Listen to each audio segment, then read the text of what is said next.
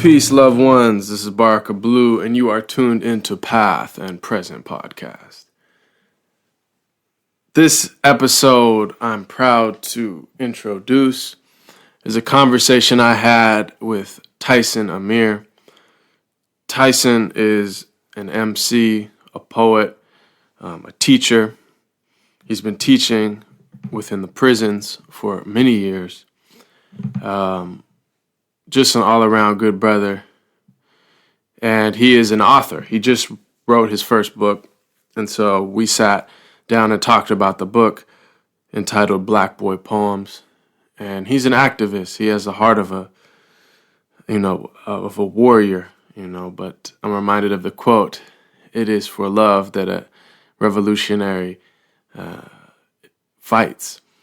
And I think he even quoted that in the podcast. So we just talked about the state of the world and his work and his struggling for justice on behalf of his people. And I think it was a beautiful and fruitful discussion, and I think you'll enjoy. So thank you for listening to Path and Present Podcast. You can support on Patreon. If you look at our SoundCloud, you see the link to Patreon, which allows you to support the podcast financially. And for everybody who listens and enjoys the podcast, please subscribe on iTunes. You can subscribe also on SoundCloud.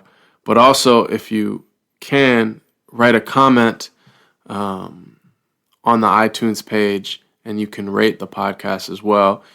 What that does is it helps the podcast to grow and to be exposed to more and more people.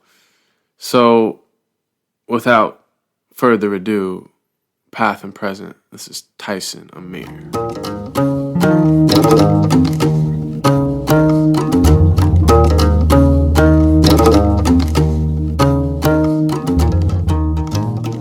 Alhamdulillah. Yeah, man. It's good to see you. It's probably been almost a year. I haven't been in the Bay for 9 months. Yeah, bro, that's since probably February. the last time then, man. And that's the trip, bro, like, how. But it's also a beautiful thing. We've been able to see, travel, experience so much of the world, but at the same time, because brothers be busy, sisters be busy too, like, we don't get a chance to see each other as much as we would love to. Right. Yeah, man, I feel it. Like, I think it's good, man. Like, I don't know about you, but traveling outside of America has been like one of the best ways that I can have gained insight into what it means to be American. And, the whole experience, like to be taken out of your environment and then put back in it, you see your environment totally differently. No doubt. Yeah, it's a big reality check on that and gives you a deeper insight into the whole thing.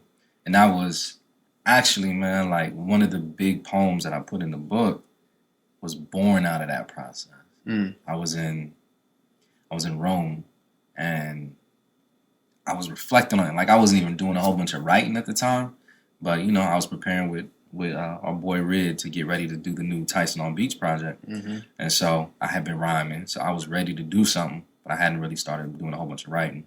But I woke up, bro, from a dream, and I had these lines in my head from one of the big, big poems. It's in a book called Between Huey and Malcolm. And I felt like maybe it was the distance from the United States and like being removed from the context for a little bit, which gave me the opportunity to really access a whole bunch of that stuff and to throw it on paper in a real clear, concise way. That's what happened. Yeah, it's deep that you say that. And when you say that, I'm thinking about like, yeah, James Baldwin like was living in Paris, right? Yeah. And then Malcolm himself, like his travels were so central to his own development. And between Malcolm and Huey. Yeah, between Huey and Malcolm. So yeah, tell me about this book, man, because, I remember like a couple years ago, you being like, yo, I've been like, man, I haven't seen you in a while. Where you been? You're like, I'm writing a book. And you're like, this is the one, man. About to change the game. And I'm like, all right. This is the game changer, bro. It's officially here. You feel me? Like, I really, because like when I dropped the last album, Purpose, I had a PR dude, and he was like, "You should write a book." I was like, "All right, whatever." So I drafted something, but it was more autobiographical, and I wasn't feeling it, bro, because I wasn't in that place to really be telling that story. So the idea of a book was in my head since that time, but I didn't know what I really wanted to write. And I knew when I wrote something, it had to be meaningful. And so when this idea manifested, we were just talking a little bit about like Baldwin and how he spent time out the country. Like one of the main influences for writing it was Richard Wright. Richard Wright did the same thing. He dipped. You know what I'm saying? He dipped and he spent time in France. And I mean, he actually died there because he felt he couldn't find freedom and liberation for himself and for his people in the United States. And so he made the decision, if I want to be free, I got to be somewhere else. So he dipped out. But like his book, Black Boy, was extremely influential for me as just a man. You know what I'm saying? As a black man, as a creative, as a writer. And so I had revisited his work. And a few weeks after that, I was like, I need to write this book. And I had the idea for the book. And that was it, man. Yeah, because I read the intro. I think most of it, at least. It's a lot, huh?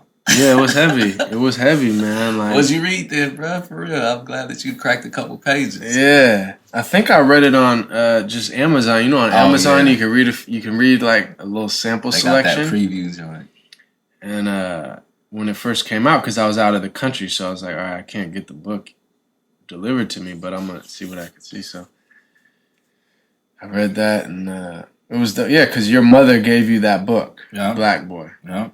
So that's heavy, man, and it was dope. Yeah, you talking about your mom, and I met your mom as well, and just hearing like, because your mom was an avid reader. That's what I learned from that. Like, and so she exposed you to a lot of that because she was reading like black writers, black literature, all about. So you came up in that. Yeah, she was really committed to that, bro. Like when I think back on it, I'm like, dang, like that's deep.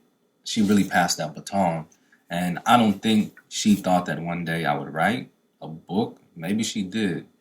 But she definitely established that as a foundation. And then, like my older sister and me, we both were immersed in a world of black writers because of her. And she was about it. Like, she would do whatever she needed to do to make sure that she was supporting black works and then making sure that we were aware of those works. And then the things that she felt like would really resonate with us, whether it was my sister or it was me, she made a point to, you need to spend some time with this author or this body of work right here.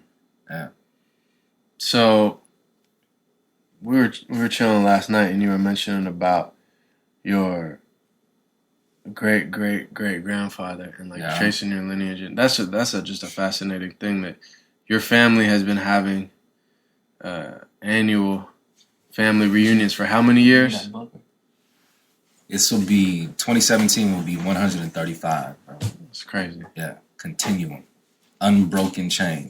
I mean, that's got to be like one of the longest in America. Like, that's it, bro? So this is the book. That's the second edition. History and Genealogy, Bartlett and Rowena Flemister. Yeah. So is this on your father's or mother's side? That's father's side right there. And how many people come to these? Man, like. So when I went for the first time last year, and my cousins and my family, but they were saying sometimes we get like 3,000-4,000 people at this thing. Subhanallah. Because that many people are a part of that family tree. And everybody knows the stories of the patriarch and the matriarch of the family. Bartlett, Sweet, Flemister, and Rowena. So what's their story? They were both enslaved on the same plantation, the Flemister plantation, in the state of Georgia, bro. And then they got their freedom? Because of the Civil War. Well, the 13th Amendment. So the story that I focus on a lot. So I'm thankful and I'm grateful to be descendants of them, right? But at the same time, so Bartlett, he was forcefully separated from his family, so his wife, Rowena, and their firstborn son, Charles, who's also my great-great-grandfather. So I'm through them, through their son, Mm-hmm. the firstborn son. And so in 1863, while the Civil War was going, Flemister, the cat that owned the plantation, he made the decision to sell Rowena and Charles to a plantation in Alabama. And so separated the family. And that's part of the historical tradition of America in many different ways, finding ways to separate families, not just black families, but black families for sure, indigenous families, many other folks that we can bring in that become part of the different immigration trends in America, but forcefully separated my family. But the reason why the family reunion is so important is because Rowena and Charles, they would not allow that institution to keep the family separated. Bro, she walked from Alabama back to Georgia to reunite the family. And I find so much pride in that because not only do I come from strong men, but I come from strong women. And it was the decision of my great-great-great-grandmother to walk, bro, through Confederate America. You feel me? Like, this is the South, bro. I'm saying she's a woman. She got a 9-year-old son with her. She walked all the way back. Ain't no BART. You know what I'm saying? Ain't no Lyft, ain't no Uber. You feel me, though? Like, and so when you start looking for, like, spiritual parallels, like, there's so much, bro. And it was her. She stepped all that way, bro, risking life, limb, and the life of her son because she felt it was so important for the family to be reunited. And so that's why we celebrate our family reunion every day, because it commemorates that act. And then once they reunited, they said they wanted to make sure that the family stayed united. And so we would check in every year from that time on. And so that's the tradition that we carry on. And so, like... So that's where it started. And so that's where, like, the preservation of the story was, like... Because that's amazing, like, that it's just been passed on like that. Yeah, bro. You know? I mean, especially against all odds like that. Like, when people are actively trying to erase your history. For real. You know what I mean? To, like, make... Because, I mean, most... Like, very few white people know their lineage that far back. Like, very few. And, you know, like we were talking about last night, I think just in the modern world, for some reason, people don't really acknowledge the importance of lineage. Yeah.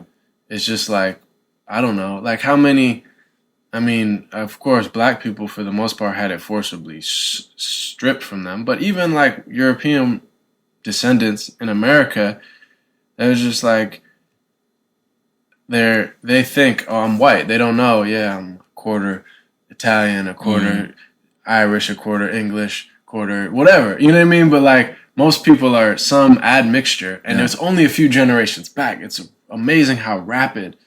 And that also, as you were mentioning in that book, what is it? The History of Whiteness? Yeah, the history of white people. The history of white people, that was... It was encouraged because your traditions are holding you back from full access to this category. Yeah. But if you throw those off, then the racial bribe, then you're in. So there's a lot of incentive to forget about, oh, I'm Sicilian, or forget, oh, we have these traditions from you know, the Celtic peoples in Ireland, etc. You know. And just stigmatizing in my own family, like I was mentioning to you last night, my great grandma, my Gigi, who I met, she lived to be 101, and she was embarrassed about the fact that she was Portuguese, and her name was Margarita Rodriguez, but she changed her name to Margaret, anglicized it. You know what I mean? And she married someone who was non-Portuguese, non-Catholic, who was Swedish, you know, kind of like as white as fair as you could get. Yeah. And but her family actually disowned her because she married someone who was non-Portuguese and non-Catholic. That was the big thing. Oh. You see what I'm saying? Yeah. So then my grandma didn't know her grandma and them because she was... But anyway, so there's all these strange pressures not that far back in our history too. That create these weird, very strange things. And I think, you know, just from reading the introduction to your book, it's about, and I'll let you kind of like, if you were to give just like summary of really what the topic is or what it's about. But that's why I brought up your ancestry, because it really is about like lineage, like a tradition, a history. It is, and being aware of that, because it's like if you don't know that, if you don't know where you're from, how can you know where to go? For real, off top. And so, like, there are a lot of different things that I tried to do with the book, and hopefully I was able to accomplish those things with the book. But one of the main things is the idea that we belong to people who have been impacted by this monstrosity, bro, like this machine that was erected out of capitalist greed, no moral or ethical foundation, no spiritual compass, no anything like that, man, and has colonized, imperialized, exploited, enslaved so many people and lands throughout the world, right? And so then you get people who, like your family, made the decision, bro. I mean, how are you going to be, why? Like, what testament is that when somebody's ashamed to be what they are? Because you want to opt into this other thing to make it easier for yourself. And that's understandable. We can understand somebody who's being confronted with these different options. Right. I want to choose the path of least resistance. Whatever I got to do that, so it's easier for me and my people, let me go ahead and do that. But like, that's the situation. That's the historical foundation of the present that we're in, which is going to shape our future. And if you're aware of that, you have to do something about that. And so I belong to people who have been fighting for their freedom since day one. And all of us represent that to a certain degree. Some of us understand it. Some of us want to ignore it. Some of us put our head in the sand and all that. So in the book, I make that argument in many different ways. We're not free. In order for us to become free, what we have to do is come together. And so the book tries to provide a lot of information for establishing that context for the world that we live in and why we should come together in order to work to manifest our freedom and our liberation. And it's in line with the different spiritual traditions, especially, of course, like the example of the Prophet Muhammad sallallahu alaihi wasallam, and how in order for peace to exist, which is like a rough translation of Islam, but like a path of that, or a way of bringing peace to people, we have to minimize those things that are causing harm or disrupting that. And so we got to be aware of those things and then work to counter it within ourselves and within the world that we live in. Try to bring that to everybody. And so Black Boy Poems in many ways is calling folks to a deeper understanding of who they are, of the context in which they live in, to push them to make that commitment, brother. Try to make this thing better for everybody, because it needs to be. Right. And I use the medium which I'm most familiar with, which is hip hop, but then also the different scholarly traditions that I've been influenced by. And then I speak from the lens which I know best, which is the Black lens. But it's representative of all peoples who have been oppressed and colonized, So I just do it the way that I do it. But when we're really looking at the big picture, this is a story about all of us, Yeah. So how is it structured? Bro, I did it. I've been thinking about that a lot, right, man? And so I think part of it is like, maybe even you can look at it from a musical lens. It's kind of like an album, right? So I have 16 main chapters in the book. Each chapter begins with a poem or lyrics from a song that I've written that focus on what I consider different aspects of the Black experience. The first poem I have in there is called 41 Shots. It's the first poem I ever wrote. It was in response to Amadou Diallo being killed by NYPD back in 99, right? So I start with the poem. And then after that, I have a section, which is a really brief section called Reflections of a Black Boy, which I use to kind of segue into the greater body of the chapter. And in that, I record loose thoughts. Some of them are poetic thoughts. Some of them are quotes. But they're ideas that are connected to the content of the poem and what would be the content of the chapter. But then, like, preparing the reader to go into the main essay, which is the main body of the chapter. And then after that, I have these different essays which explain more about the poem, more of the history, do more of the social political commentary, and anything else that I feel is necessary. But that's how each chapter is formulated. And I think it's a good it gives good pacing to the book because like it gives you a lot of different things to interact with. So you might just want to read the poems. Okay, you read the poem and then you're like, oh, I like that. Let me see what he's gonna say about the poem after that. So then it gets people. It's kind of like a carrot that brings people into the book further. Right. And then also, bro, it's using like the culture that we've been raised with, which is hip hop, to be more of like an instructor, like an instructional way of dealing with this stuff, of dealing with our reality. And, you know, many people want to not use hip hop as an educational tool, but it's a very powerful tool. Sure. You know what I'm saying? So it has all of those elements at the same time. Yeah, that's dope. And it makes me think of the fact that, like, in West Africa to this day, and traditionally, all across Africa, North Africa, the Middle East, you know, within the Islamic tradition, most subjects were actually taught by a poem. There you go. So even if it was grammar or logic or rhetoric or things that you wouldn't even associate with art necessarily, what it would be is, like, as you know, there would be a poem and it rhymes, which facilitates memorization. Yeah. And then there would be a sharh, which means a commentary or expansion. And the sharh would basically comment on the poem. There you go. And so if you studied the sharh, the commentary in depth with a teacher, and you had memorized the poem, then it would, the kind of like methodology of it is that will stick in your head, because then all you have to do is remember the poem, and then it will open up the whole commentary for you. You know what I mean? It's like pegs. The poem is like pegs that you, or doors that you hold, it opens up into this whole thing. Exactly. So it's like it's an amazing epistemology, because it's like, okay, it's not just rote memorization, but it is rote memorization plus deep understanding. Yeah. Because this, I understand, is that if you got that in your memory, the poem, then you'll never forget what it opens up into. Yeah, because it's always connected to that other stuff. And then the other part, which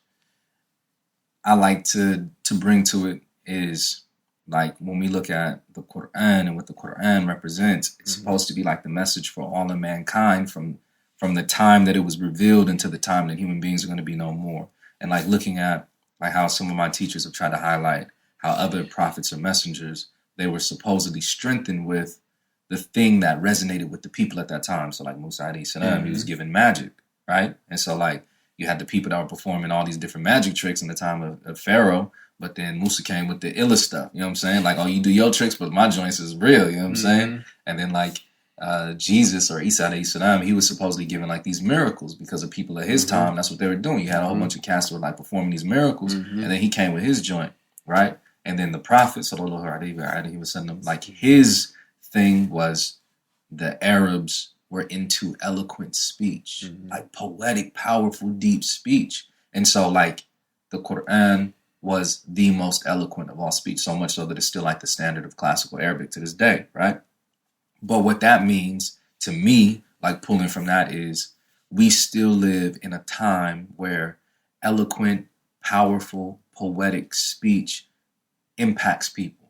And like, what is a better example of that than hip hop? You feel me? Yeah. And so people want to do a lot of stuff to try to bash and belittle the legacy of hip hop or the importance of hip hop. But casters, they flipping things in a poetic way, bro, and they trying to tell their stories.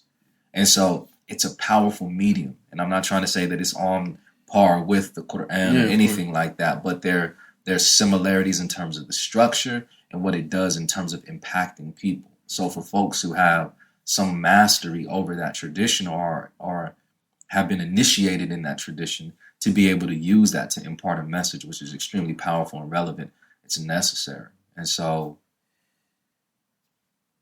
alhamdulillah, like we have that. I mean, you have that ability, bro. You got bars, you know what I'm saying? Get your bars up like your phone don't work, homie. You know what I'm saying?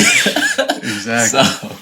So, you know, when you got that ability, bro, there's a responsibility to do something with it. And, so and that's why I try to use that. SubhanAllah. And, you know, like a lot of people like bemoan the death of poetry or the loss of poetry, like whereas in traditional cultures it was so central. But in many ways, I feel like what you're saying, and I've thought about this, like within the black community, the poets are still revered. No doubt. They're still honored. It may, but not so much within the white community. Like, who are some great white poets? You don't really, but like, and through hip hop is like carried on that tradition. Yeah. And just the beginning of hip hop from the last poets, Gil Scott-Heron. I mean, just like that whole James Brown, bro. Amazing. James Brown was Muhammad Ali. Yeah, for real. You know, and so, and then you think of like the griots and that tradition. And it's I think I've thought about this a lot, especially with this Trump election, is like, I think human beings in general are in a deep identity crisis. And like, I was just in Europe, and Europeans are going through a deep identity crisis, which is why all the anti-immigrant stuff. And like, think about the French, like, no, you can't wear a headscarf because it's not French. And like, what does it mean to be French? And then there's this push and pull between people in Europe that are like, well, it's whatever. We want a multicultural society that, celebrates all the diverse cultures and the peoples that are here. And then you have other people that are like, no, our culture is this. And then what is our culture? And, they've thrown off Christianity by and large, especially in Europe. Yeah. Here, people are still Christian by and large. But in Europe, like, less than 10% of people go to church. Like, they're not Christian. Yeah. So, okay, we may have been Christian for 2,000 years, but not anymore. Okay, so what are we? Are we the Greek philosophy and Roman? Like, you know what I mean? Is it this literature? Is it science? Is it whiteness? Is it our food and there's like this deep identity crisis, and things are just changing so fast. And then within America, obviously, I think that just the whole Trump phenomenon highlights the fact that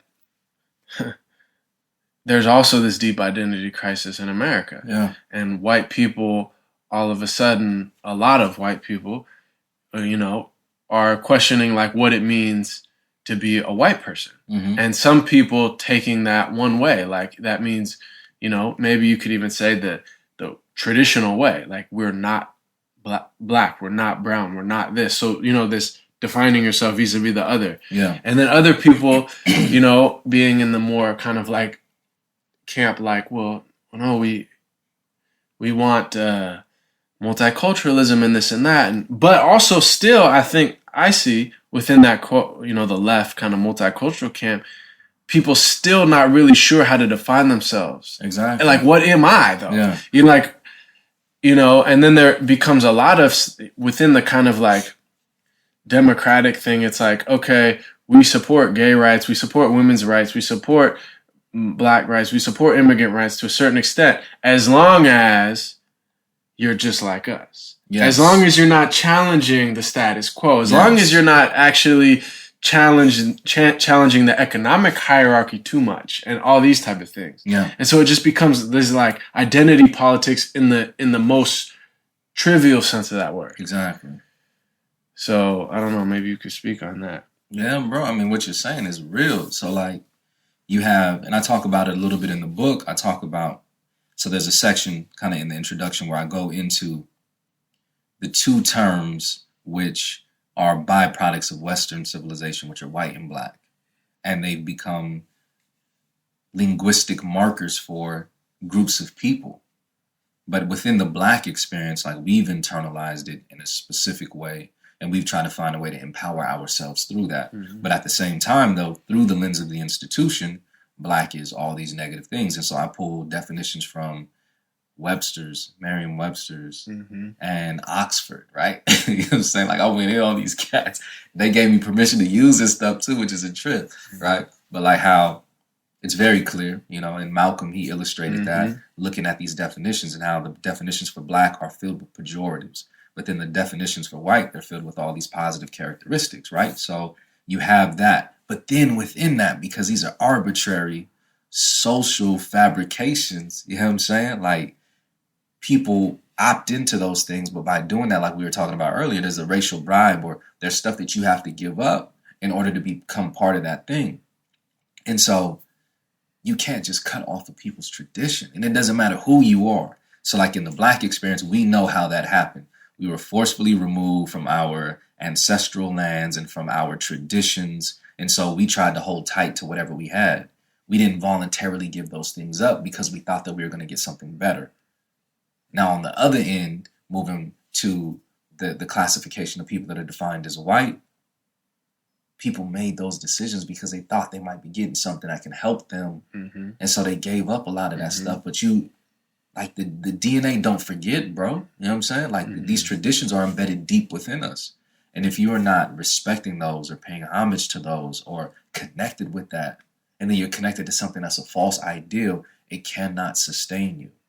You know what I'm saying? And so like we've been fed so much that it's fake, it's artificial, and it comes up in different ways and manifests in different ways. But then in order to keep that realization away, we'll do all these wild and crazy things. And so some people are claiming that this vote for Trump reflects that. So in order to keep this realization that our society is changing, maybe we should be have more equity in our society. Maybe we should change the way that we're doing things. Nope. We're going to elect this dude and we just going to try to go over here and we're going to ride until we die. You know what I'm saying? I mean, people are going to make those decisions, but people are impacted negatively by the institution of race, by all these oppressive institutions. It's going to reflect in them differently, but we all are suffering as a result of it. I represent the people who have suffered in very tangible ways. And so we fight against it.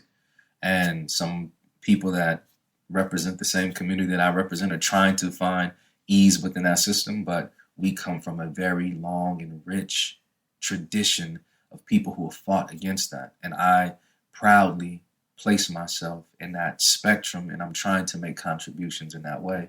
And this is a major step in doing that, bro, because there's so much confusion in our time. And to have people who can speak and bring that historical perspective, but do it in the language of the people of today, I think it's essential. And so that's why I'm like really pleased with it. And then like my parents, they proud, bro. Like I made my parents proud like never before in my life with this joint, bro. Like that's ill within itself.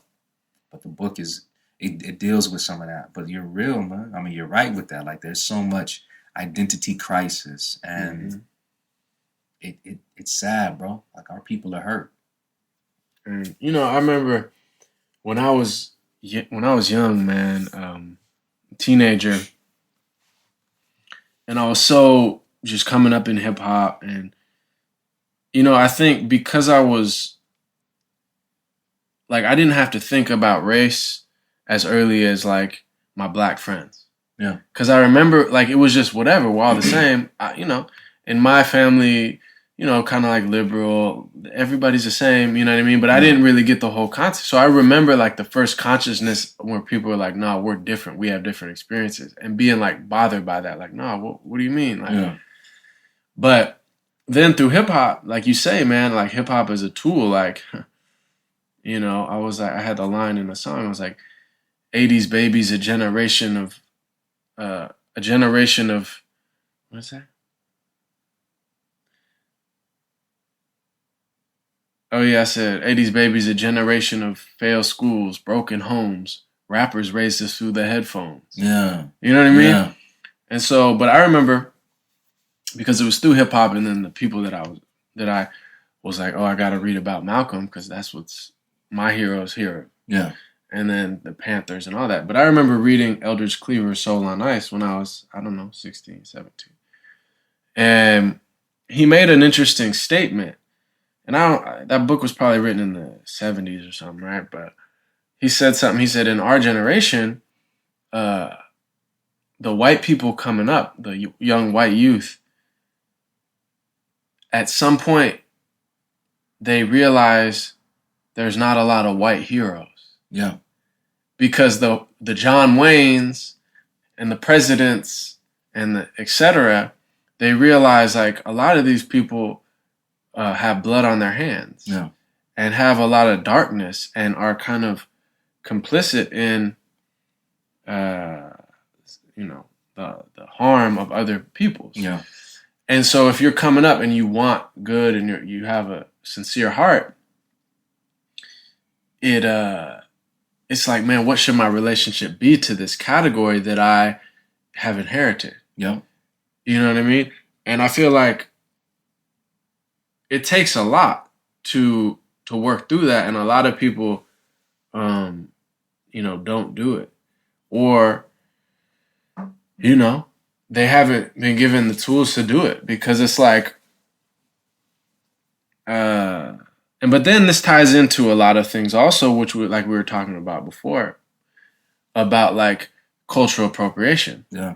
Because then if I'm like, all right, young,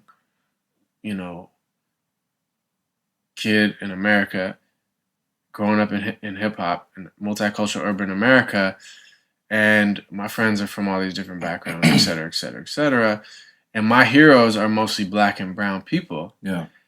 But then there's the legacy of like white supremacy and just the various privileges that I have in that, and even the fact like where my grandparents could live and own a house. Yeah.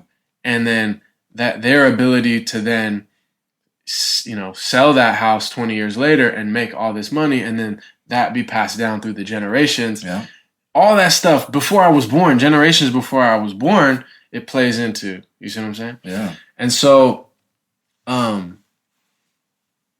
then, because, it gets real interesting, because it's like, well, how do I authentically be like, well, my hero is Black Elk, and my hero is, Malcolm X, and my hero is these people. And how do I, like, in the most beautiful and true way? Because that's another thing that, like, at this point, and a lot of it was through Islam and through my spiritual practice, that I personally am grateful for who I am and my ancestry.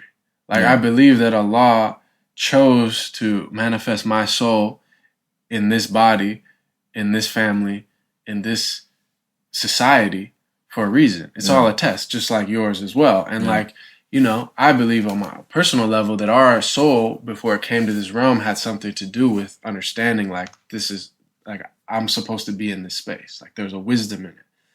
And then, but, there's so many layers, and, not everybody has been given, like, the experiences that we have, and, like, the education and the teachers and the guides to, like, because it takes a lot, man, to work through all that. And it's real easy to just be like, to not do the work. But even with that, bro, like we were saying, and not going to drop anybody's name, you know what I'm saying? But like when some of our teachers are ignoring that same reality, you feel me? Mm-hmm. Like for whatever reason, and we don't know what's in the hearts of the souls of these people, but the context that you just laid out was very real. And it's a difficult line to navigate. And how many people do we have that are in positions of authority, or they are our teachers, are like, yeah, we really need to focus on how to deal with this situation so we can do this appropriately, so we can best serve ourselves and our communities. But what we have happening is people saying, we don't even want to talk about that. We ain't even going to deal with that. Yeah. So then it becomes our responsibility to try to figure that out. And so that's why, like, I love and I appreciate who you are, bro. And like the same thing, like we brothers for real. You know what I'm saying?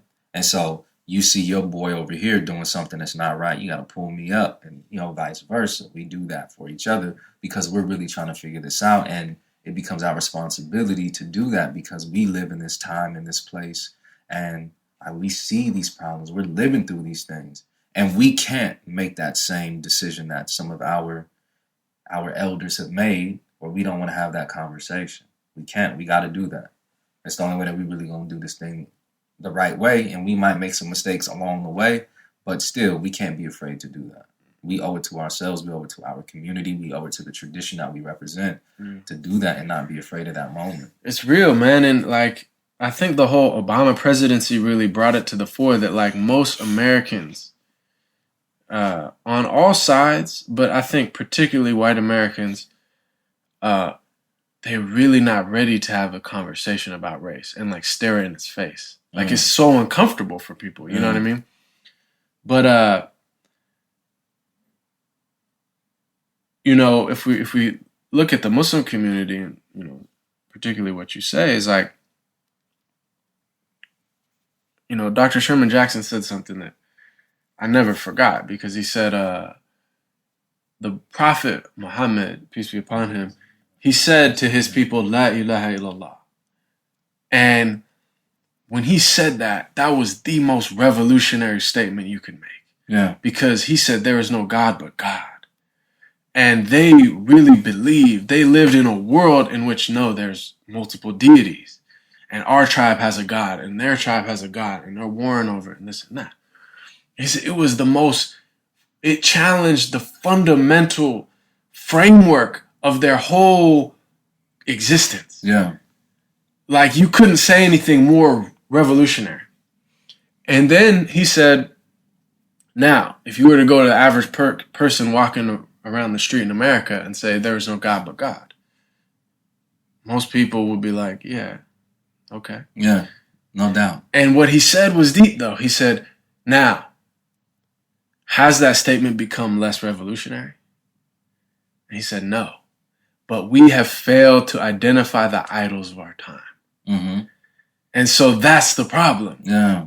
Because the idols are greed, materialism, white supremacy, all these idols that people are kneeling at the altar of, and that people are going to war over, and people are destroying, the planet over, mm-hmm. and all these individuals. So with that in mind,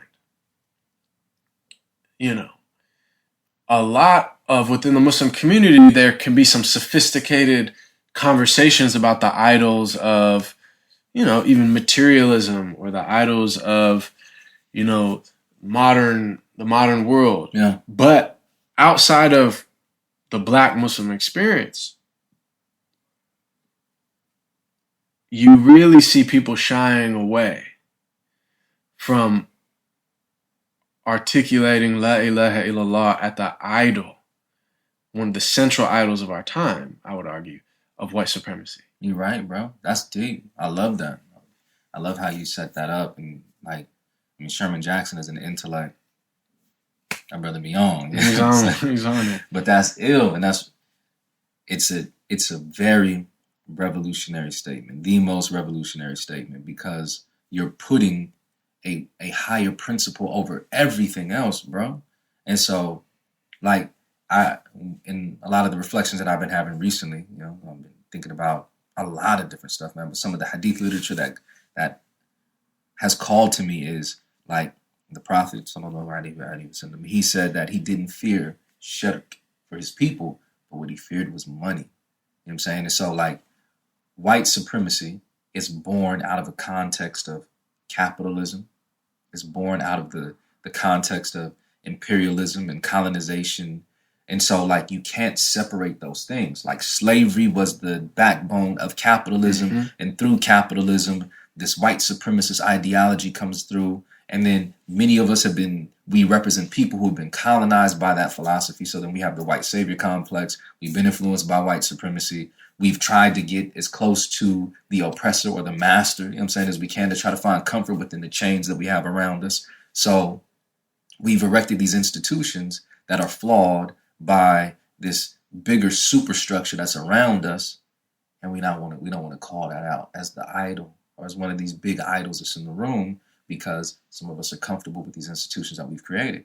We can take care of our families. We have a little bit of fame behind our name. We can publish some books, and we can get these books to be sold. You know what I'm saying? And so, there's that money aspect of it, which I think it's a statement from Imam Ali, and he talked about poverty chokes the intellect. But at the same time, though, the flip side to it is an abundance of wealth can choke the intellect as well. You feel me? It's like the flip side of the mirror of that extreme. I got all this bread, I ain't really thinking because I'm really about this bread. Yeah. I'm extra poor, I ain't really thinking because I'm trying to get out of this state that I'm in. You feel me? And so some of us have found ourselves comfortable in literally the belly of the beast, and we've erected these institutions which mirror the flawed aspects of the culture that, we trying to survive in, and we ain't calling those idols out, bro. and we at those altars, and we offering whatever we offering to them, and it's killing us, and they're killing us at the same time. So we're fighting a battle on the inside that we're losing, and we're losing externally as well. That's a bad place to be, bro. And then like one of the quotes that I use is from Sun Tzu. He talked about like how he said, the person that knows himself and knows their enemy will be victorious in every battle. The person that knows themselves but doesn't know their enemy will be victorious in every other battle. The person that doesn't know themselves and doesn't know their enemy is destined to lose in every single battle. We fall in that last category, bro, because we don't even know who we are, what we're supposed to be fighting on the inside, and we certainly don't understand the nature of the enemy that's on the outside. We losing, bro. You know? And that's why that idol piece is ill, because we think that we doing it right. Right. Yeah, Brother Ali said something, you know, we were in Seattle and we were speaking to a group of like activists, and he was like, you know, because a lot of the kind of activists on the left, like, were at each other's throats. And like, but you don't line up with me 100%. You just line up with me 99%. So forget you. And like, there's all this like infighting. And he was saying, you know what we need, man? We need tasawwuf for activists. We need like Sufism for activists. And really what he was saying is like, we need to understand the heart, the spiritual diseases of the heart, the ego, jealousy, all these subtle things, because if we allow them to be unchecked, they will stop us from being able to do the work. And, you know, that's one of the sad things that's happened is like, if you read some of these papers and some of these think tanks and some of these government things, you know, they're like, the powers that be, they're talking about, yo, we need to encourage Sufism amongst the Muslims because that'll pacify people. Yeah. You know, they just focus on spirituality and they will turn away from the political. And what's ironic about that is, if you study history, you know that the Sufi orders often were the ones who countered colonialism the strongest. You got a whole order of people, 500, 1,000, they're all coming together, really living together, brothers and sisters, sharing their food, doing dhikr all the time, praying, fasting. And they're like, oh, someone's coming to take over our place?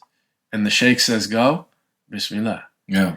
And so, you know, you got like Abdul Qadir Jazairi in Algeria, he was a master of Ibn Arabi. Like, he was a mystical philosopher, and he fought, you know, the French. But then he was principled too, because he wasn't, because then he was exiled to Syria. And the story was, one of the stories is, because he was still a general, he had all, you know, his men, and there were some Jews, Christian Syrians rather. And what happened was, for some reason, the Muslims got upset with the Christians. And so they were like going to have some collective punishment, like, let's just slaughter all of them. Yeah. And he actually rounded up his entire troops, Muslim, you know, mujahideen, and he surrounded and protected the Christians and said, if you want to, you know, kill them, you have to kill us first. You see what I'm saying? So he was principled. He was like, they're not the problem. They didn't do anything. It's our obligation to defend them. So, but, you know, tasawwuf in itself is ilm al-nafs. It's understanding the nafs. Yeah. It's the science of understanding the self. Psychology, you know, the psyche is the soul, the study of the soul. So it's like, this is a science. And exactly what Sun Tzu said is like, knowing yourself is first and foremost, you know. I mean, arafa nafsahu, arafa rabbuhu. Whoever knows himself knows his Lord, knows his Rabb. And I think that's the liberation from all of this stuff, because, you know, the way I think about it is like the horizontal and the vertical. Yeah. On the horizontal plane, if I'm of European ancestry, that means something. That means something in how the world reacts to me, how people respond to me. Yes, and we can affirm that. But if you just affirm that, then it gets into essentializing the categories of white supremacy. Mm-hmm. Like if I say you're essentially black and I'm essentially white and we're totally different, we can never be the same because of that. Then I've just made an impermeable barrier between us. Yeah. We're not the same. But if I acknowledge we don't have the same historical experience, and the fact that I am seen in the category of whiteness and you in the category of blackness means very real things for how the world reacts and responds to us in our lived experience, affirming that, but then the vertical. But saying, on the other hand, we are souls and flesh, and that those categories are ultimately at the highest level not real. Mm-hmm. They're real in lived reality, but on the level of the spirit, they're illusory. That we are one. Yeah. That we are La ilaha illallah. Yeah. That if God is one, that means we are one people from God. And so then if we can affirm both of those, see with both eyes, have some depth perception, then I can say, you're my brother. I'm not just like your ally. I get that, but like you know what I'm saying? Yeah. I'm not just your ally, I'm your brother. You see what I'm saying? And I have a different lived experience. Acknowledging that too, because a lot of white people are really uncomfortable with the whole thing and say, look, man, why do you keep bringing up race? Why Black Lives Matter? Mm-hmm. Why are you trying to live in that? Like, we're one. You see what I'm saying? Yeah. And then you negate somebody's whole lived experience, Yeah. and you end up not dealing with the very real issues. But if you only say, we're different, we have, you know what I mean? Like, then I feel like you also can go to that extreme. You see what I'm saying? And so I feel you on the horizontal and the vertical, and that's really getting into that deeper understanding. And like, we had talked a little bit last night, and I used the Che Guevara quote about like a revolutionary is guided by a deep sense of love. That's that deeper joint, you know what I'm saying? Like, we can affirm the reality that we exist in, and we can list all the things that are the backdrop of the society that has caused these problems, this confusion, that is oppressing, that's exploiting. We can clearly demonstrate that on a biological or physiological level that we are the same as human beings and as a species, you know what I'm saying, as mankind. And then we can even illustrate the history of how white was created, how black was created. We can look at the historical trajectory of these institutions and how they developed and how they've evolved over time. Like, we can do that. But like, with all of that information, what does it mean? What is it going to drive us to? And so like, that reminds me of pulling another example from Islam, like the Prophet sallallahu alaihi wasallam, how he was described by his wife, as Aisha, as he was the Quran. He had the understanding, bro. But like, he lived that as well. So that's a different thing. Like, we can affirm it, we can understand it, we can call it out. But what are you going to do with that information? Like, how does it manifest in you? And then also like the idea of Quran, it's not mushaf, it's not paper, it's not written, it's spoken, it's embodied. It's how you represent it, how that thing manifests in you. So we've inherited this tradition, and it's a beautiful tradition. But what are we going to do? How is it going to empower us to deal with the reality that we're facing right now? And when we have people who get caught up in these different spiritual idols or these social idols, and it blocks them or prevents them from doing the things that the tradition should be informing them to do, that becomes problematic, because that's when it's not holistic, where it's deen, where it's an entire way of life. You can't be blocking off certain aspects of the way of life or the lived experience of certain people.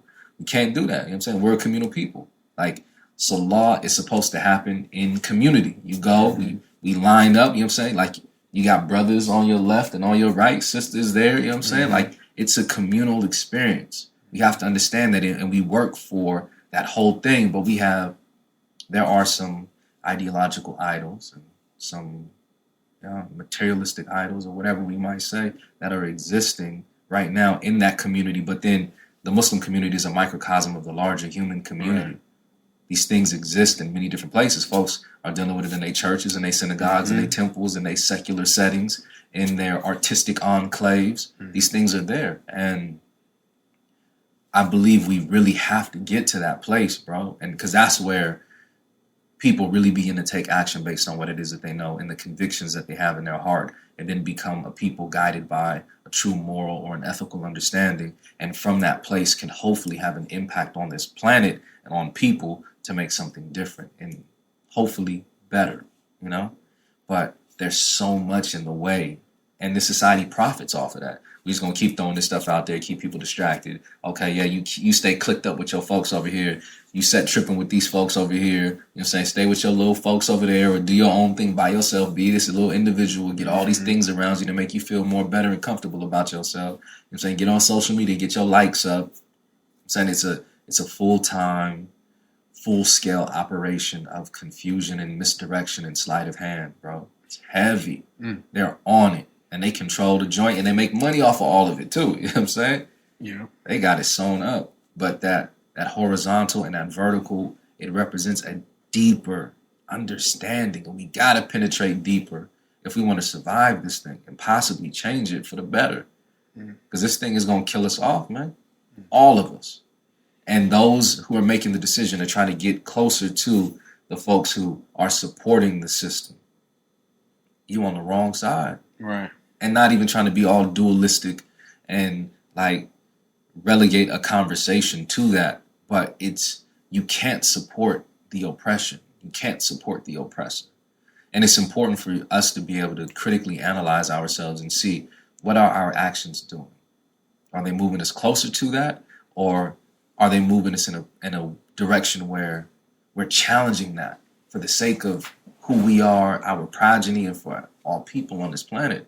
Because we're supposed to, the Muslim community identifies itself as the caretakers of the vicegerents of this planet. You know what I'm saying? Like, that's a responsibility, bro. You can't just be going along to get along with the folks. That don't work. Yeah, so last night, we had an amazing conversation with a lot of beautiful people. And one thing that came out was this idea that, Islam in America, if we talk about like first settlement, first community. Yeah. It was a black liberation movement religion. You know what I mean? The whole thing. And I think we should definitely talk about it. I think more people are talking about it now within our circles, but maybe not outside of it, is that then you have civil rights, 1965. Because of the civil rights, the immigration laws changed. Yeah. Because of the struggles and the blood, sweat, and tears of black people and those that supported them in their quest for liberation, all of a sudden, the law changes in America. Now, non-Europeans can come. Yep. Before that, if you're not a European, good luck. And so this allows Muslims to come here because of civil rights directly.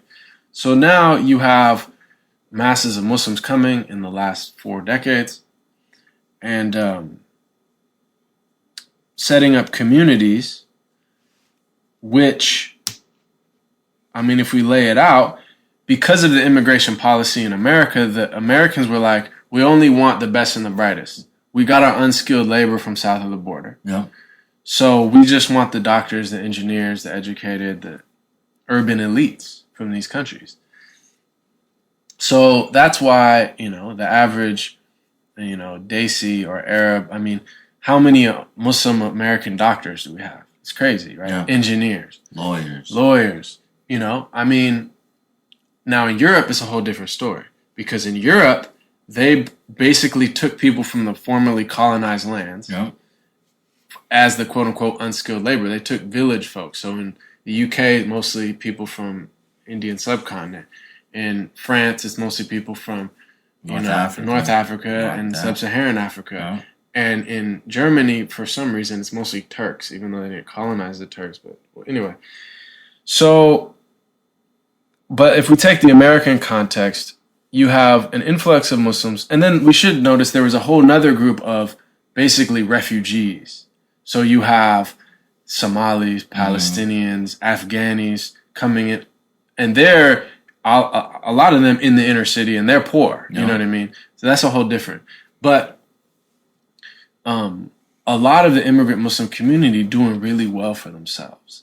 You know, living in the suburbs in the cul-de-sac and integrating fairly well. Maybe they have different food, they have a little bit different dress, but believe those kids growing up here, they're wearing jeans and t-shirts and baseball caps. Yeah. Whereas if you go with the Indian Pakistani kids, you know, children of immigrants in the UK, a lot of them, they're still wearing traditional clothes because they're kind of ghettoized in their own bubbles. Yeah. Whereas in America, like the push, like that, what was it? The racial bride. Racial bride. Because you know, Muhammad can be Mo and he can play on the basketball team, and yeah, he has more olive complexion or whatever, but more or less, his family has money. His mom drives a minivan. You know what I mean? Like they got it. His dad's a doctor. He's going to a nice college, and he might be in the MSA. But anyway, the point being, what really came out last night, though, is then, okay, but then post 9/11. And then, you know, now we're 15 years deep into the war on terror and just Muslims being vilified. And now Trump, and now these hate, people getting attacked in the street and stuff like that, and women getting their hijab torn off. And unfortunately, but maybe understandably, to kind of assimilate into the escalator upwards, people were, the vast majority of immigrant Muslims, they were not aligning themselves with the struggles of the historically marginalized peoples. Yeah. And so strategically, it was a huge mistake because now, you're getting marginalized as well. And so even if you're a doctor or a lawyer, like they're still coming for you, man. They want you on the registry, like it doesn't matter. And so, and then here's the other thing that's happening now is these individuals are, to a certain extent, to a large extent, though they never had really interaction with the black Muslims, and they try to stay away from it. But now trying to capitalize on it or celebrate it or say Malcolm X, let's celebrate that, or Muhammad Ali, let's celebrate that, or like you were mentioning last night, the black Muslims that are in the Olympics from America. Yeah, we have Muslims in the Olympics, but it's very troublesome that there is not actually a true unity. Like, okay, within the black community of Muslims, what are the issues? In that suburban mosque where they just spent $7 million for a chandelier. For real. Or they bought this whole, they bought an old Costco and turned it into a mosque in a business park. Are we really, is Islam really a brotherhood? Is it really about checking the idols? Is it really about, you know what I mean? Like what Abu Bakr did for Bilal? Is that really about the ones with wealth being like, take half mine, you're my brother? Yeah. You know what I mean? Is that really, because that's what we've been taught what Islam is. We talk about that. That's what the khutbah is talking about. Mm-hmm. When the Meccans came to Medina and the Prophet say, okay, you're a brother of him. You're a brother of him. Yep. He paired them up. Look after them. He said, okay, so I got a house, so I'm going to split my house in two. You now got a house and I got a house on this side. Yeah. Half my wealth. Point being is like,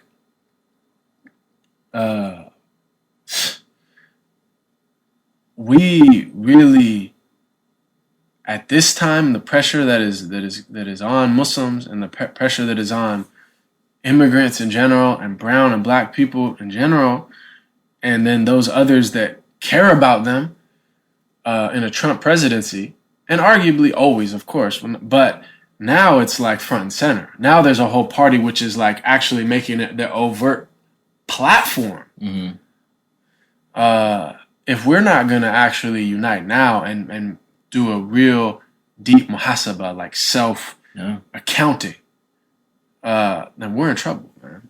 all of us. I agree, bro. And that's part of the reason why I've been thinking so much about this, because what the book is about, it's calling to people to have a deeper understanding of who they are, where they are, in order to manifest their freedom and their liberation. And so in that, I can't do it by myself, bro. We got to come together in order to make that happen. And so then for me, being somewhat of a strategist, because like I was raised with this revolutionary understanding, but like this stuff was passed on to me. It's kind of like my family business. And then not only that, like, as I've said, like I come from generations of people fighting for their freedom in this country. When my great-great-great-grandfather, great-great-great-grandmother were enslaved in this country, it became the legacy of each generation to fight in order to make sure that their people would be free. So that baton has been passed down to me. I get it. I embrace it. I love that. And I'm doing the best that I can to contribute to that. So then from that perspective, I have to assess the things that I feel are advantageous pieces for me to either spend time with or allocate resources towards. I'm looking for allies. I'm looking for brothers. I'm looking for sisters. I'm looking for whoever who can be a part of this thing that we're trying to do in order to make this thing happen. So then when I analyze the Muslim community, although I'm somebody who has participated in this iteration of the American mainstream Muslim community at certain times, I do not in any way, shape, or form see them as an ally. Because a lot of these things that we've already talked about, the confusion, there's so much division and infighting. And then when we analyze like the way that the institutions function, the space for Black lives or brown lives within those communities is extremely marginalized. The appropriation is at an all-time high, but there's no concern for any of that when we are the foremothers or the forefathers of this tradition in this land. And then any real interfacing with the political, the social reality of this country and doing something that will possibly cause these people who have manufactured the system to look at your folks and be like, why are you doing that? Why are you over here protesting right now? Why are you really trying to rock with these people to try to help them get what they want? Don't you really want this money? Don't you want your family to be cool? Don't you want to keep your nice little bought out Costco spot, you know what I'm saying, for y'all to go pray on Fridays? Don't you want that? Then you need to keep that. You need to keep quiet. So there's so much that has happened in the historical spectrum of the interactions of those communities. But like I was saying last night, those bridges have been burned. And so now you got these people who are coming for you, and you got no allies because you burned all those bridges. And then the other part about it, which is so cold, is the fact that what America has perfected by beating up, brutalizing, oppressing Black people and indigenous people of this place, they now use those same techniques on these other communities. So you should have been allying with us to help us in the fight that we've had since day one, that we still got going on, whether it was Clinton or it's going to be Trump, we still fighting. They've perfected their brutality with brutal efficiency on us. And now they're going to come to use them same tactics on you. But you got nobody to help defend you now because you've intellectualized or you have compromised your tradition in a way where you've divorced it from that reality of these are your brothers and sisters and what your commitment, what your amana is supposed to be on you for honoring that responsibility. And so like when I be thinking, I be getting deep sometimes, and sometimes I might be off, but the thoughts be there. And so like we kind of talked yesterday, I was saying how like Christianity was given to Black people in a way to keep them in a position of servitude. And so certain ideologies or certain aspects of the religion were highlighted and other parts were muted. Islam is being taught, I believe, in a very similar way, where it's become a tool of the oppressor. And so I want these communities to be a certain way. I don't want them to be involved in any of this revolutionary action or activity, right? And it doesn't have to be anything tied to this madness that they want to talk about, the war on terror. Right. We live in the belly of the beast. These people are the prison industrial complex. They killing people in the street. They raping girls using federal funds, whatever it might be, bro. There's so much that we can just talk about that's happening here. Right. We don't want these people connected with that. So, or I mean, a brand of Islam that makes it where they ain't gonna focus on that. But if you want to feel good about your community works, okay, take care of the homeless, have some little charity events, but you're not going to be focused on the real, the real cause of what the problems are. And you ain't going to do anything about that. Mm-hmm. And like, where is the check in the community right now to do that? Where is that conversation going to happen? And then it has to be more than a conversation. When we talk about the horizontal and the vertical, it has to manifest in a very real, tangible way.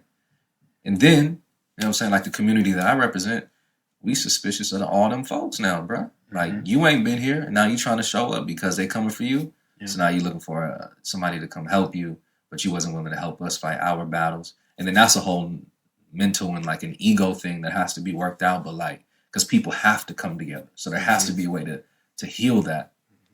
But still, like, all that stuff is very real and it's on the table. And I don't even know what the Muslim community is thinking about when it comes to that. I think they're so busy caught up in reacting to this new condition that you can't really process all of that. For sure. No, I mean, I totally agree, man. And absolutely.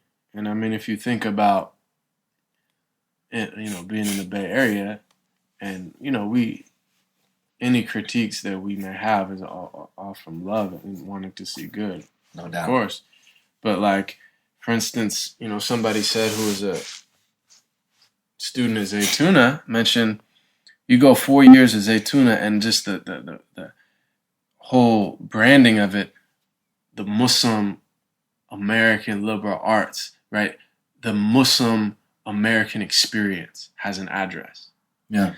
And this individual was saying those kids are going 4 years and they're learning a whole bunch about, you know, European philosophy and the great, you know what I mean? But they don't know who Imam W.D. Muhammad is. 4 years. I didn't even know. That ain't even in the curriculum, huh? You're not really understanding the trajectory of that whole history. Yeah. I mean, like, that should be a central aspect. Critique Elijah Muhammad. Critique, but at least study it, understand it. You feel me? And so it's like,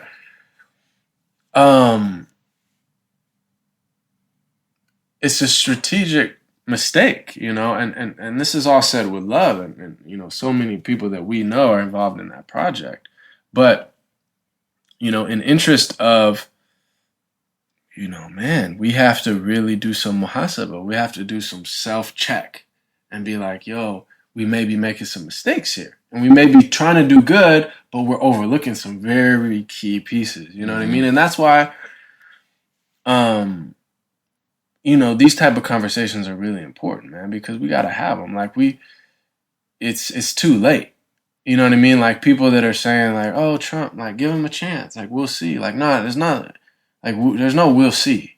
Like, it's now or never, man. Like, either we're going to be united and we're going to have a plan of action to protect those people who stand to be, who are currently in an Obama presidency, the most vulnerable and the victims of the system. Or we should really just take the word Islam out of our vocabulary and take the blessed name of the Prophet sallallahu alaihi wasallam off of our tongue, because you real, bro. I mean, it's because it's not real. We are perpetuating a farce, and the sad part about it is we have a historical tradition in this country of people who have used those same terms, bro. Muhammad has been on their tongues. Islam has been what they call their way of life. And they've manifested all of that. And they marshaled all the resources that they could bring with them to fight back against that system. And I'm not trying to say that everybody who professes that in this country has to become a revolutionary. But you cannot say that these are the things that you believe in. La ilaha illallah and all of that, bro. And be here and be like, yeah, we're going to help keep this thing moving, which has exploited, raped, and pillaged the entire planet. And is doing that to some of my brothers and sisters right here, right now, right in front of me. And so you say the Muslim American identity or experience has a physical address here in America. Bro, right around that freaking address, like we were talking about yesterday, man, there's people being killed by police. You know what I'm saying? Like when I was I had this interview the other day with Davey D on Hard Knock Radio. And so I was talking about how, like, bro, the Oakland police, the San Francisco police, Alameda sheriffs, Richmond PD, they're running a sex ring on black and brown girls right now. And we had this story break about this one young girl that they were doing. They were doing this to her while she was a minor. This is happening right across the street from where you are. You have no commentary on that?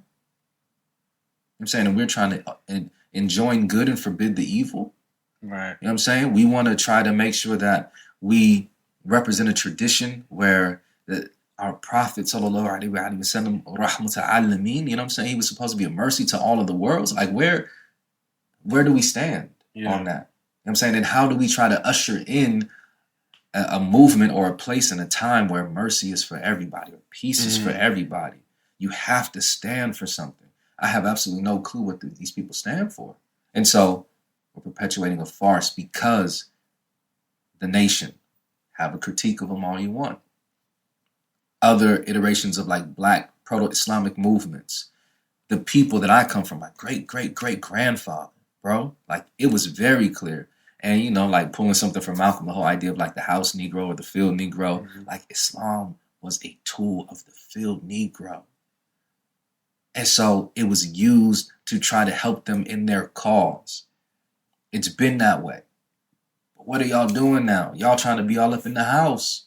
All up in the house. White House, you know what I'm saying? Don't matter what else we talk about. Cats is up in that joint. And they want to secure that position. I mean, that's a problem, bro. And so, like you're saying, like there has to be something where people are taking an accounting of what they're doing. And you look at the one of these big Muslim conferences, I don't even remember which one, but they had, what was his name? Khizr Khan? Yeah. Yeah.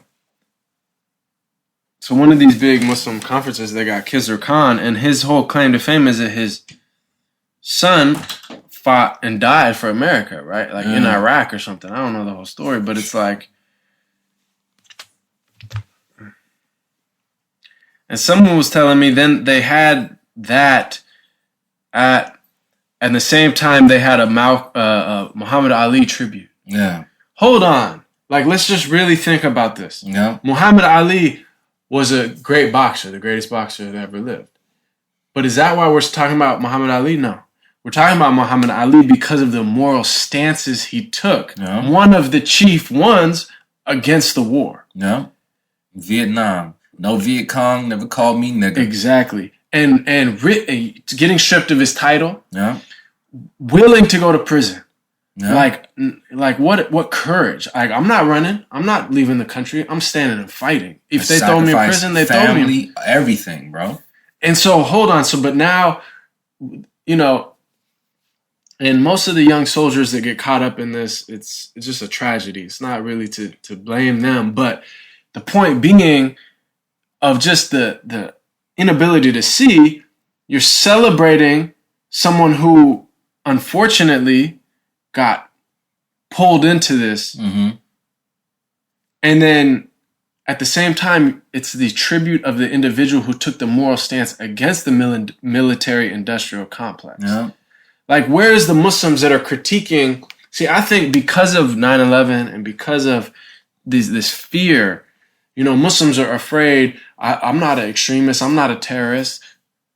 Okay, don't be an extremist. Don't be a terrorist. But you can't actually have a critique of the military-industrial complex, the prison-industrial complex, the dark realities that are at play in this country. Yeah. So you get kind of neutralized by fear. I don't want to say anything. I just want to seem normal. So, like, you know, I'm going to celebrate Christmas and I'm going to watch the Super Bowl. Yeah. And look, I'm just exactly the same. You see what I'm saying? Yeah. And those of us that came to Islam as a liberation, as a transformation, as a way to destroy the idols of our time and see it as something that totally wipes away those, and we're ready for a total transformation, come into something which is saying, Well, no, like we don't really want to change actually that much. Like we just want to pray in our Costco Business Park Mosque. But other than that, like we just want to be a well-paid cog in the matrix. Exactly. And if you're getting smashed on by the matrix and you're losing out in the matrix, that sucks. You know, you should really focus on, you know, maybe education and other things that will then allow you to be a little bit higher in the matrix. Yeah. You see what I'm saying? Exactly. And so they're perpetuating the narrative of white supremacy, which, as we've been saying in this conversation, bro, it's the cancer that's killing off this world because it's tied to all these other things. The military-industrial complex is a byproduct of that. The predatory capitalistic system is a byproduct of that. Like all of that. The reason why you had to leave your country to begin with, you know what I'm saying? Well, it's like because these folks was over there trying to take your resources. In your country, y'all couldn't stay there. You know what I'm saying? They either started some war or was funding somebody that was fighting something in order to try to gain access to something, and y'all had to dip. And so now you here. And now you just going to go on with it. And they still doing whatever they doing to your homeland. And then you ain't helping the people who already been here and have no awareness of that at all, which is like, in many ways, like some of the most disgusting part of it. Like, how can you do that? And that really becomes like the commercialization or like the freaking Walt Disney or the McDonald's Apple computer joint. You take Dr. King's image and you put that in your ad campaign. You got Dr. King Happy Meals on his birthday. You feel me? To help you sell your product, to make you make money. And so the Muslim community is appropriating in order to make them look better or to gain them cultural capital, but doing it in the most ugly and disgusting ways. You feel me? And they having absolutely no idea that they're doing that wrong. And then feel that like we're really here for the sake of humanity and trying to make things better. Do you think, though, that like a Trump presidency will force people to reconsider these things or not? That's a good question. And like, I'm really going to try to answer that. Like, it's a wake up for some people. And I don't know. I really don't know what that wake up will entail for them, like how far they'll go, because you had people who they were adamant. They were out there in the street for a couple of days. People ain't in the street no more. And for me, you should be in the street all the time. We should be in the street with Obama. We should have been in the street with George W. Bush. We should have been in the street with Clinton. You know what I'm saying? Trying to tear the whole thing down. So whether it was Hillary, Trump, that should have happened. But the other part, bro, if it was Hillary Clinton that would have won, them cats would have been at the house, chilling, happy. You know what I'm saying? Playing their little NBA 2K17 or Madden or watching their little Netflix joints. Nothing. No peep from any of them cats. And the same stuff will be happening on the foreign level and domestically, the same thing. You know, we got our brothers and sisters right now in Standing Rock. That's happening on Obama's watch. Like, you know what I'm saying? Like, there's problems all the time, but they would have been posted. So I don't know what it's going to be. Some people got the wake-up call, but is it going to drive them to action? I don't know. And if they don't have the understanding, it's one thing to respond to something like, okay, you get stabbed by something. And so, you're hurt by the pain. And so you're caught up in the reaction of that injury that happened at that time. But then over time, it heals. You're okay. Or you find a way to deal with the fact that, okay, yeah, maybe my thumb ain't going to work as well as it used to. But I'll make it work anyway. And so I don't know. And regardless of it being Trump, like if you understand the historical legacy of this place, you should already be on this other side doing something about it. We can't be comfortable. And we love our families, we love our friends, we love our communities and all that. And that's beautiful. That's great. Love them for as long as you have them. But we can't be comfortable, man, when something this blatant and this wrong exists. And that's the world that we live in. And we're called to do something about that. And we can't be over here just ignoring that reality. So if we pivot a little bit, because I know you've been really active in the Bay Area scene with various movements that are going on. And I haven't really been in the Bay for 9 months, but I know you've been like with Elaine Brown, and there's been like this great anniversary of the Black Panthers 50th anniversary. Yeah. So what are some of the good things that you see going on right now? I mean, one thing, like we kind of talked about it a little bit yesterday. I don't know if you were there at that time, but like using the quote about Che about like people, revolutionary being guided by a deep sense of love. Like we're living in a time where people are offended by the civilization that they live in because of what it's doing to people that they care about. And so one of the things that Huey P. Newton, so talking about the Black Panther Party, like he said that, and he was speaking about technology specifically, but he was saying that the oppressor will eventually create the conditions for overthrowing their oppression. Mm-hmm. And so if the people who are being oppressed or colonized can master the technology of that day, and then they'd be able to use it against their oppressor to then secure their freedom and their liberation, right? So it's a very deep statement. And so when you analyze the civil rights movement, that's exactly what Dr. King did. You had televisions in everybody's homes, right? So then you got people trying to make money off of the media. And so they start making money. They got these channels, and then they want to show the news, and they got all this stuff going. And so Dr. King and then other people who participated in the civil rights movement, they're like, well, let's get this attention. Especially in the Cold War climate where America's trying to be, we are the moral and the ethical authority of the world, and we're better than these other people over here. And so you start seeing police water hosing and sicking dogs and beating folks just because they say they want to right to vote, or they want to eat at this place, or they want this, right? So it gets beamed across millions of television sets all throughout the United States. And then it starts going global. So people are seeing this situation all throughout the world. So it becomes the people who are being oppressed, mastering the technology of their oppressor to use it against them. Mm-hmm. And why were they doing that? Because they love their people. And so they were responding from a place of love for the people that they care about. So the oppressor creates the context for revolutionary people. And these are ordinary people, but they church going folk, you know what I'm saying? They janitors, they teachers, they whatever. It's not like they was born, raised, ready to fight. But I love my people, and I hate the way that they're being treated. And so you have created a context for revolution. And so fast forward to 2016, moving into 2017, I believe a similar thing is happening where you have people who have a deep sense of love for who they are and their people, and they're being disrespected by the world that they live in, and they know it's wrong. You're creating conditions again for revolutionary people, and technology has changed. Bro, we're conducting an interview right now. You got a microphone USB plugged into the computer. You feel me? We can use our technology in order to marshal resources for what we're trying to accomplish. And that's a beautiful thing. But it's that love and it's that understanding, which is the spark of all of it. And so because we understand who we are, we understand where we are, and we love our people, we're moved to do something about it.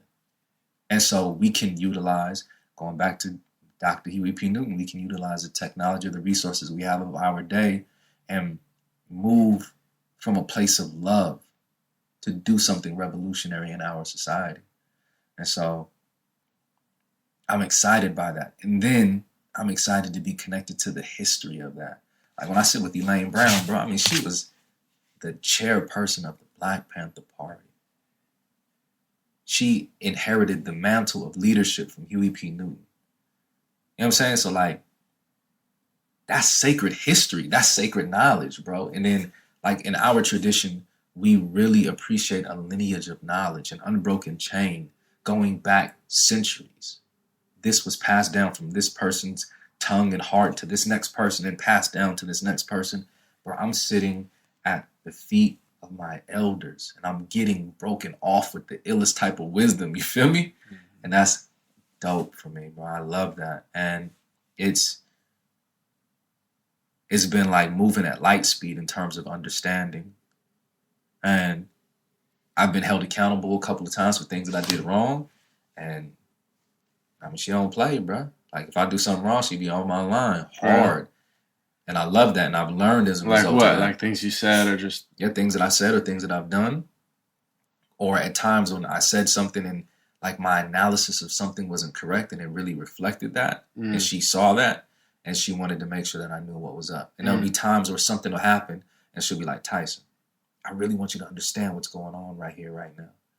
Like, we had a situation recently where there was a person that we were doing some work with, and that person decided not to work with the community group that we're a part of, and then broke off and wanted to do their own thing and like start working on the same issue but separate.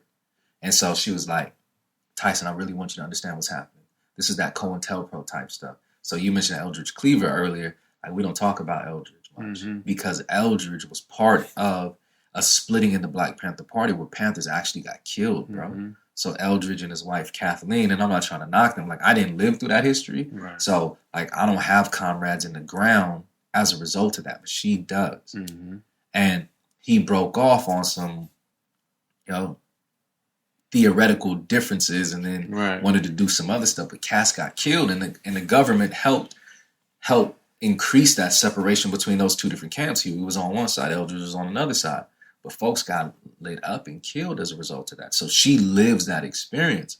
And she was like, this is on that COINTELPRO type division where you can't break up the movement if you're really about the movement. You can't put your personal feelings and any of this egotistic stuff when we talk about like diseases of the heart. You can't allow that stuff to divert you from what the true purpose is. We need to work as a unified body in order to manifest what we're trying to accomplish. And so this person broke off, and now they're trying to do the same thing, but they're doing it in a different way. And it's created confusion. It's created all this stuff. And the government tried to do that, and is still trying to do that. But like, she'll highlight moments like that because she wants me to see it and understand it on a deep level. Like, you can't get that in a book, bro. Like, I'm getting that from the source. And that's dope. Yeah, that's heavy, man. Yeah, it's very unique times, man. And I mean, it's still shocking, bro, because I was in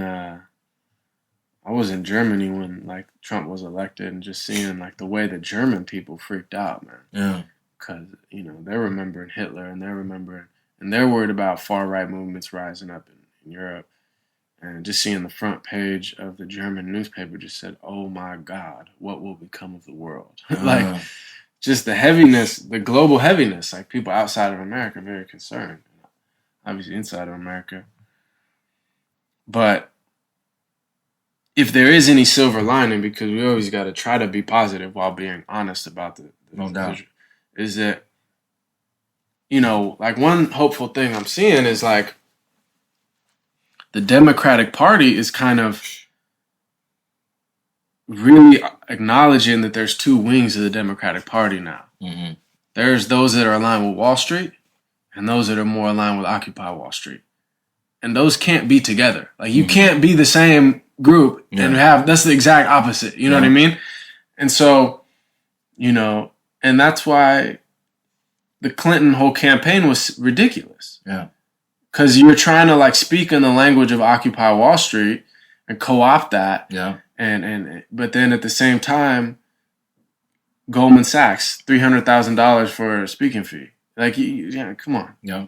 And people saw through that too. Like, the Democrats were so arrogant in thinking that in the present climate in America, that they could put that individual, just the ultimate representation of Washington insider, the corrupt rot at the center of the establishment on both parties. Like, this was a straight, like, people didn't want that. People didn't want the mainstream Republican candidates. Trump, he's not a Republican. He don't care. He's like an insurgent candidate on the right. You know what I mean? And then Sanders' success, despite the way that they tried to destroy his candidacy from jump, because they already chose Hillary. Yeah. And all the DNC email leaks show this unequivocally beyond a shadow of a doubt. That they were actively trying to minimize him, and how can we, push him aside and things of that nature. And all the polling showing that Sanders would have done better against Trump than Hillary. But still. So, and then, now the point is, like, because Hillary lost, if she would have won, they would never be talking about Keith Ellison perhaps being the head of the DNC. Now they're talking about that. But see, I don't have any hope in the Democratic Party personally. because I don't think I share that. they're not gonna like and so the Sanders, Ellison, and those that are like really more aligned in many of the principles of really saying and identifying that, like, this system is not set up to benefit the people. Yeah. It's set up to maintain the benefit of a small group and to filter enough benefit to a middle class that it stabilizes the system, so there's not going to be that rebellion. It's not going to create the circumstances where enough people are like, oh, well, forget this because I'm not benefiting anyway. Might as well burn down the system. You know what I mean? Like, if I'm going to have to be serving people and, suffering, I may as well try to, like, make something happen. Yeah. So, if there's any hope, if there's any silver lining, if there's anything good that can come about from a Trump presidency, which, Allah, it's still very strange to even say that, is that it will force more people to realize the circumstances that we're under. Yeah. Because I was thinking about if there was an Occupy Wall Street type movement under Trump. Under Obama, a lot of people generally supported, but they were comfortable. We have a nice black president, and he's liberal, and he's supporting this. So I'm not actually going to take to the streets, even though I support a lot of the things they're talking about Occupy Wall Street. But under a Trump presidency, it gets a little bit different because just how he would respond is a whole nother thing. Mm-hmm. You know what I mean? And then there's a potential that a wider swath of the country can be like, yo, we really have to make a stand because, and who knows? It's hard to say. It's hard to call it, but, Yeah, I feel you on that. Like, I don't know if that will be the response. Mm-hmm. I would love whatever ushers in an era where people begin to take a stand and have a better understanding of their reality and what they need to do in the face of that. I'm with that. So my people have been over here fighting since day one, and we've been waiting for other people to join this fight so we can make this thing happen. So if people respond to a Trump presidency in that way, that's fine by me. Like, the game has already been going. Cats need to jump in. They need to get off the sidelines. Mm-hmm. And so we waiting for whatever that is. But, like, be it the Republicans, be it the Democrats, the governmental system does not benefit us the way that it is. And then ultimately, it ain't even the thing that's running everything. It's the people behind it that are putting the money into that are running that. And so that understanding is also very important. But whatever forces people to move, I'm open. Let's go. It's time, bro. It's been time. So I do feel there are people who have had an awakening. And so it's just a matter of seeing what they're going to do. But then hopefully they'll be rooted in a much deeper understanding of the reality that they're facing. And then they can also plug into the tradition. We've used that term a lot. And then we represent a tradition, a sacred tradition. I need to plug into the tradition, because the tradition will give us guidance for what we need to do. And, some of it might not be appropriate in our contemporary state, but that's all right. Still, it's better to have the information and not need to use it than not have the information at all. So let's get an understanding. Let's be connected to our historical tradition, and then let's do something that has value and meaning. And that's the other thing that I really feel about the time, like the silver lining, and not having it tied to that personality of Trump. I feel the silver lining is we have been afforded an opportunity to do something of meaning. And we're in the place, bro. We're in the place where the whole thing came from. Our lives can have value and meaning because we are the ones who have been selected for this time. So then what are we going to do? Mm-hmm. Yeah, and I mean, art, music, writing, poetry, video, audio, with the tools of connection, the fact that we're so all interconnected at this point, if you really hit on the nerve, if you really present a poem or a song or a book that really taps into and with excellence and beauty, shows the reality. I mean, it can spread like wildfire, what I mean? And it can really spark a movement, spark a transformation in even one person, which will then radiate out. So, alhamdulillah, man, I look forward to reading your book. And where can people check out your book, but also just your work in general? Website, TysonAmir.com. The book is Black Boy Poems. They can go to the website for that, blackboypoems.com. And the thing that's real dope, which is going to be ready in a little bit, is I got videos for all the poems happening, so people be able to, if they're more visual, we got you. If you want to just read the joint, we got you on that too. And the book is available in paperback and also in ebook form, so make it easy for people to be able to get it. Yeah, and you've been doing like events around it and performing and readings and stuff. It's gonna keep going.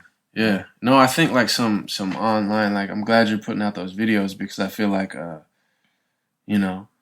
recitation and then conversation around that could be really powerful and getting that up and letting that circulate and percolate. Yeah, let's do it. All right, bro. Thank you, man. For sure. Thank you.